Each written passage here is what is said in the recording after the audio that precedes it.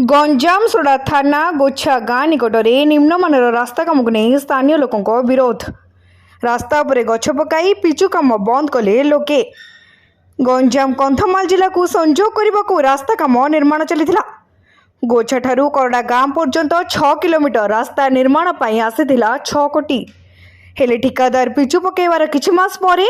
रास्तारू पिचु उठी जिबारु ग्राम्य उन्नयन विभाग को अभियोग करथिले लोके हेले केही न शुणिबारु स्थानीय लोके मध्य बाध्य होई रास्ता अवरोध करी निर्माण कार्य बंद करिसेंती।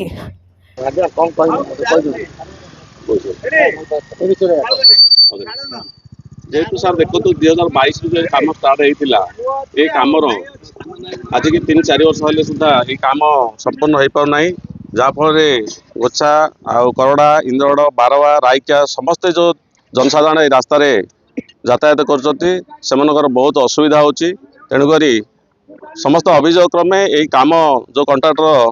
दीर्घ दिन पर कम आरंभ करते जो फल कि समस्त असुविधा पड़ते बर्तमान यही कम निम्नमान होता हेतु जनसाधारण क्षुद्र प्रकाश कर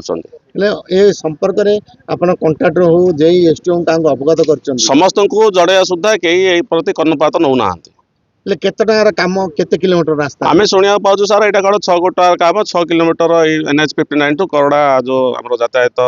आदि रोड अच्छी 6 कोटी सक्सेस होती शुणा पाचु काम तो अवधि सरीगलानी बर्तमान काम निम्न जल्दी करने